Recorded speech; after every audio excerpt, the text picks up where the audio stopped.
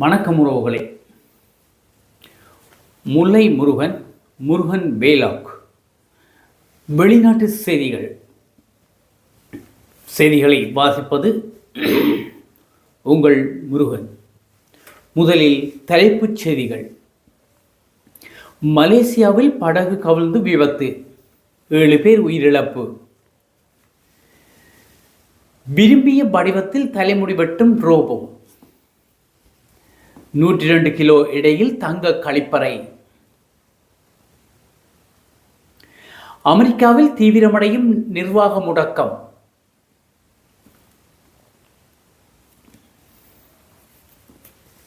நடிகர் அபிநய் காலமானார்.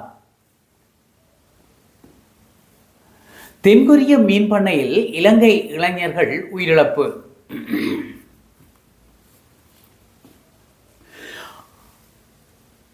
மியான்மரில் இருந்து மலேசியா நோக்கி சென்ற படகு கவிழ்ந்ததில் 100 பேர் மாயமாகினர். இதுவரை மியான்மர் குடியேறிகள் 7 பேரின் உடலங்கள் மீட்கப்பட்டுள்ளன. 17 பேர் உயிருடன் மீட்கப்பட்டுள்ளனர். கிழக்கு ஆசிய நாடான மியான்மரில் இருந்து புலம்பெயர்ந்தோரை ஏற்றிக்கொண்டு படகு ஒன்று மலேசியா நோக்கி சென்றுள்ளது. மலேசியாவின் பினாங்கு மாகாணத்தில் அருகே சென்றபோது அப்படகு கவிழ்ந்து விபத்துக்குள்ளானது. இது குறித்து தகவல் அறிந்த மலேசிய கடற்படை உடனடியாக சம்பவ இடத்துக்கு விரைந்து வந்து மீட்பு பணியை தொடங்கியது.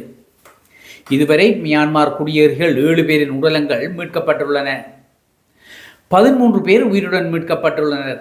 மேலும் 100 பேர் மாயமாகி இருப்பதாக உயிரிழப்புகள் மேலும் அதிகரிக்கக்கூடும் எனவும் அஞ்சப்படுகிறது. தேடுதல் மற்றும் மீட்பு பணிகள் தொடர்ந்து நடந்து வருவதாக மலேசிய அதிகாரிகள் தெரிவித்துள்ளனர்.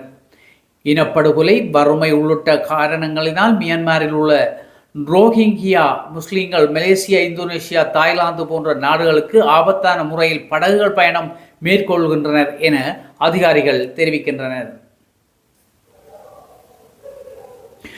அழகான முடிவெட்டிக் கொள்வது சவாலான வேலையாக மாறி வருகின்ற நிலையில் நோர்வேயில் விதம் விதமாக தலைமுடி வெட்டும் ரோபோ இயந்திரம் அறிமுகமாகியுள்ளது. ஆம், அப்படி ஒரு இயந்திரத்தில் வாலிபர்கள் சிலர் முடிவெட்டி சிகை அலங்காரம் செய்து கொள்ளும் வீடியோ காட்சி சமூக வலைத்தளங்களில் பரவி வருகிறது. ஆட்டோ ஸ்ட்ரீட் ஃபேர்ஃபர் என குறிப்பிடப்படும் அந்த இயந்திரம் ராட்சத ஸ்பீக்கர் போன்ற தோற்றத்தில் இருக்கின்றது.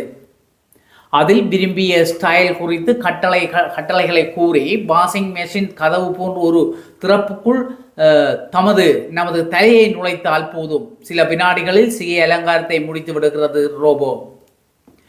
இந்த இயந்திரங்கள் நோர்வே நாட்டின் ஒஸ்லோ நகரில் பயன்பாட்டுக்கு வந்திருப்பதாக அந்த வீடியோவில் குறிப்பிடப்பட்டுள்ளது. இந்த வீடியோ சிகை அலங்கார பிரியர்களினால் ஆச்சரியத்துடன் இணையத்தில் அதிகமாக பகிரப்பட்டு வருகின்றது. ராக்கெட் வேகத்தில் தங்கத்தின் விலை உயர்ந்து வரும் நிலையில் அமெரிக்காவில் 102.1 கிலோ எடையுள்ள தங்கத்திலான கழிப்பறை உருவாக்கப்பட்டுள்ளது. கைவினை கலைஞர்கள் மொரிஷியோ கட்ரிலன் வடிவமைத்துள்ள இந்த கழிப்பறை வரும் 18ஆம் தேதி நியூயார்க் நகரத்தில் ஏலத்துக்கு வரவுள்ளது.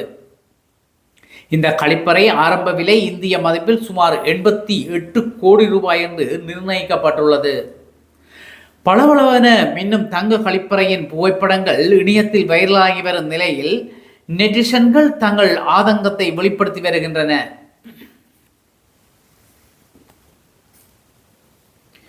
அமெரிக்க பாராளுமன்றத்தில் நிதி சட்ட மூலத்திற்கு அனுமதி கிடைக்காத காரணத்தால் அரச துறைகளுக்கு நிதி ஒதுக்க முடியாமல் அன்றாட பணிகள் ஸ்தம்பித்துள்ளன. இதன் ஒரு பகுதியாக அமெரிக்க விமான போக்குவரத்தும் பாரிய இடையூறுகளை சந்தித்து வருகிறது. அதன்படி வான்வழி போக்குவரத்து கட்டுப்பாட்டாளர்கள் மற்றும் ஊழியர்கள் பற்றாக்குறை காரணமாக 1400 விமானங்கள் ரத்து செய்யப்பட்டுள்ளதாக கூறப்படுகிறது. இதேவேளை கடந்த சனிக்கிழமை மாத்திரம் 6000 விமானங்கள் தாமதமடைந்துள்ளன. இதனால் பயணிகள் பாரிய நெருக்கடியை எதிர்நோக்கியுள்ளனர். பாதுகாப்பு ஆய்வாளர்கள் உள்ளிட்ட விமான போக்குவரத்து துறை ஊழியர்களில் பெரும் பகுதியினர் சம்பளமில்லாத விடுமுறையில் அனுப்பப்பட்டுள்ளனர். குறைந்த எண்ணிக்கையிலான ஊழியர்கள் சம்பளம் இல்லாமல் தொடர்ந்து வேலைக்கு வர வேண்டிய கட்டாயத்தில் உள்ளனர். இவர்களில் பலர் உடல் நிலையை காரணம் காட்டி விடுப்பு எடுத்துள்ளனர். போதிய பணியாளர்கள் இல்லாததால் விமான போக்குவரத்தை ஆணையத்தால் பாதுகாப்பாக கையாள முடியவில்லை.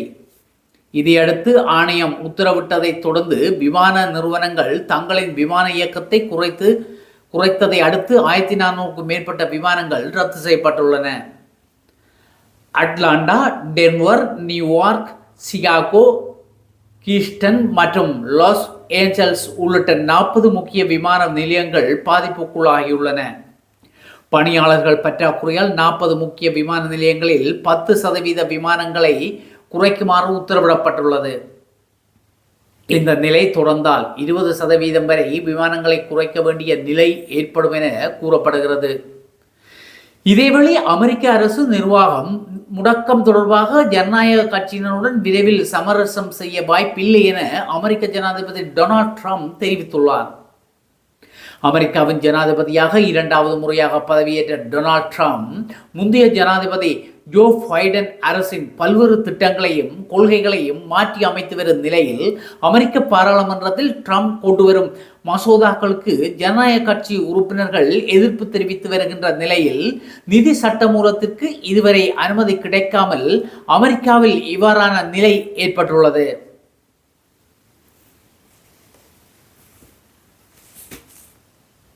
தென்கொரியாவின் கோஷியோக் மாவட்டத்தில் உள்ள மீன் பண்ணை ஒன்றில் 2 இலங்கையர்கள் உட்பட 3 தொழிலாளர்கள் நீர் தொட்டிக்குள் உயிரிழந்த நிலையில் மீட்கப்பட்டுள்ளதாக செய்திகள் ஊடகங்களில் தெரிவிக்கின்றன. 50 வயதுடைய ஒரு மேற்பார்வையாளர் மற்றும் 20 அல்லது 30 வயதுடைய 2 இலங்கை தொழிலாளர்களே சடலங்காக மீட்கப்பட்டுள்ளனர். குறித்த நீர்த்தொட்டி 4 மீட்டர் அகலமும் 2 மீட்டர் ஆழமும் கொண்டது என குறிப்பிடப்பட்டுள்ளது. மேலும் சம்பவம் நடந்த சமயத்தில் அது நீரால் நிரப்பியிருந்ததாக தெரிவிக்கப்பட்டுள்ளது. மேற்பார்வையாளர்களுடன் தொடர்பு துண்டிக்கப்பட்டதை அடுத்து அவரது குடும்பத்தினர் அளித்த தகவலின் பேரிலேயே சடலங்கள் மீட்கப்பட்டன.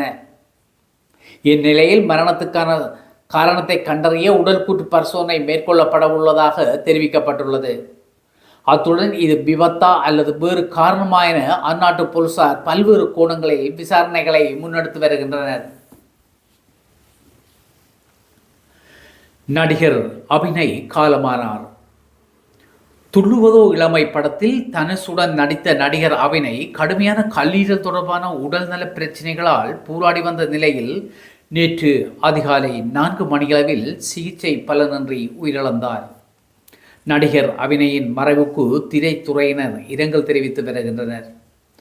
அபிநய் 2002ஆம் ஆண்டு கஸ்தூரி ராஜா இயக்கிய துள்ளுவதோ இளமை படத்தின் மூலம் நடிகராக அறிமுகமானார். அந்த படத்தில் தனுஷ், செரின் ஆகியோருடன் நடித்த அவர் ஜங்ஷன் 2002, சிங்கராசா சென்னை 2004, பொன்மேகலை 2005 போன்ற படங்களில் நாயகனாகவும் பின்னர் பல்வேறு படங்களில் துணை வேடங்களிலும் நடித்தார். மேலும் மலையாள திரையுலகில் பணியாற்றினார். அவர் நடிகராக மட்டுமன்றி அபிநய் பல்வேறு ஹீரோக்களுக்கு குரல் கொடுத்த டப்பிங் ஆர்டிஸ்டாகவும் இருந்துள்ளார். திரையுலகின் நல்லொரு இடத்தை பெற்ற அபிநய் காலமானது திரைத்துறையினருக்கு ஒரு இழப்பாக காணப்படுகிறது. தமிழ்நாட்டில் திரைத்துறையினர் அனைவரும் அவருக்கு அஞ்சலி செலுத்தி வருகின்றனர்.